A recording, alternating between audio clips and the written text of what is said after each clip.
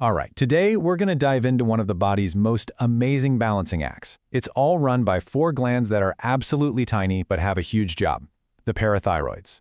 These little guys are the command center for calcium, a mineral that, basically governs everything from our heartbeat to our thoughts. And we're about to see what happens when that command center completely loses control. So I want you to picture this. A patient, she has a totally successful thyroid surgery. Everything seems fine. But then something really strange starts to happen. She gets this uncontrollable twitching in her face and a tingling, kind of like a pins and needles feeling in her hands. Now, what on earth could be causing that? Well, the answer is hiding right next door to the thyroid, and it's the key to unlocking a super important physiological system. To solve that mystery, first, we've got to understand how the system is supposed to work. The easiest way to think about the parathyroid glands is to imagine them as the body's calcium thermostat. Their whole job, their only job really, is to keep your blood calcium levels in a very, very narrow and precise range. Now, the parathyroids have one main tool to get this job done: parathyroid hormone, or PTH for short. You can think of it as the master key. Anytime blood calcium starts to drop, the glands release PTH, and that sends out a really powerful, simple message. We need more calcium, now. The whole process is just a beautiful example of a negative feedback loop. So when the calcium thermostat senses that the level is too low, it turns on the heater, that's PTH. PTH then goes to work on three main places. It tells your bones to release some of their stored up calcium, it tells the kidneys to stop peeing out calcium, and it signals the intestines to absorb more calcium from the food you eat. As soon as the calcium level is back to normal, the PTH heater automatically shuts off. It's this perfect system designed for balance. But what happens when that thermostat breaks? Let's start with a system failure called hypoparathyroidism. This is what happens when the command center just goes dark. The core issue here is actually pretty straightforward.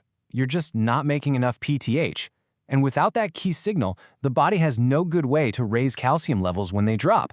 This leads to a state of low blood calcium, which we call hypocalcemia. So let's connect this back to our patient. You see, the number one cause of hypoparathyroidism is accidental damage to these tiny glands during thyroid surgery. And the effect on the body is huge. See, calcium acts like a gatekeeper on our nerve and muscle cells. It keeps them stable. When you don't have enough calcium, that gate gets super sensitive. The cells become hyperexcitable, firing off signals with just the tiniest nudge. And that's what causes the tingling, the muscle cramps, and it can even mess with the heart, leading to dangerous arrhythmias. There are a couple of classic clinical tricks to spot this hyperexcitability. The first one is called Schwostek's sign. If you tap on the facial nerve of a patient who has really low calcium, their facial muscles will twitch. They can't control it. It's a direct physical sign of just how irritable those nerves are. And then there's the second classic sign, Trousseau's. For this one, you use a blood pressure cuff to temporarily cut off the blood flow to the arm. In a patient with hypocalcemia, this will trigger a really specific kind of hand spasm. Again, it's just another clear signal that the whole neuromuscular system is on a hair trigger because of that low calcium.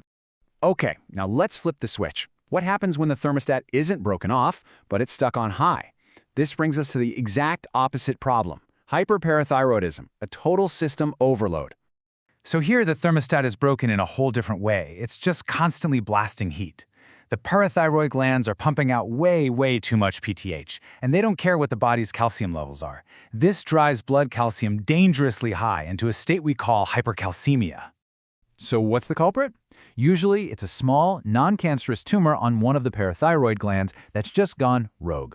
It completely ignores the body's feedback signals and just churns out PTH 24/7. This creates this relentless cycle. PTH is constantly pulling calcium from the bones and telling the kidneys and intestines to hold on to more. The result? The body just gets flooded with calcium. And the signs of this calcium overload are everywhere. I mean, all that extra calcium has to go somewhere, right? It gets pulled out of the bones, which causes bone pain. It starts to crystallize in the kidneys, forming painful kidney stones. It also does the opposite of what we saw before. It dampens down neuromuscular activity, which leads to things like fatigue, lethargy, memory problems, and even constipation. Okay, let's do a quick side-by-side to lock this in. On one side, you've got hypoparathyroidism, low PTH, which means low calcium. It's usually caused by surgical damage, and the big sign is that nerve and muscle hyperexcitability, right? The twitching. On the other side, hyperparathyroidism, High PTH, high calcium, usually from a tumor. And this leads to that classic saying, bones, stones, and abdominal groans. It's really just two sides of the exact same regulatory coin. What's really cool is that the way we treat these conditions flows directly from understanding what went wrong. For hypo, where the body is missing something, the goal is replacement. We give patients the calcium and active vitamin D they're not getting, basically doing the job for the broken glands. But for hyper, where you have something overproducing, the goal is removal. The best treatment is surgery to just take out that rogue tumor, and that cures the problem. Simple as that. So let's zoom out and bring this all home. At its heart, this entire story is about one thing: balance. Pathology, really, is just physiology that's been pushed to one extreme or the other, either too much or too little. If there's one thing you take away from this, let it be this. Every single clinical sign we talked about, from the facial twitching of low calcium to the bone pain of high calcium, is a direct, logical result of this hormonal imbalance. If you can understand the normal physiology, you can absolutely predict and understand the dysfunction. And that really leaves us with one last kind of mind-blowing question.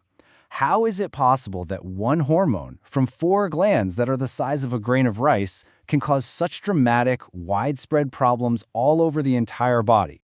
Well, the answer is both simple and incredibly profound. It's because calcium isn't just about strong bones. It's the fundamental messenger that allows our nerves to fire, our muscles to contract, and our hearts to beat in a steady rhythm. So when you truly master the balance of calcium, you're not just learning about one system, you're really starting to master the language of physiology itself.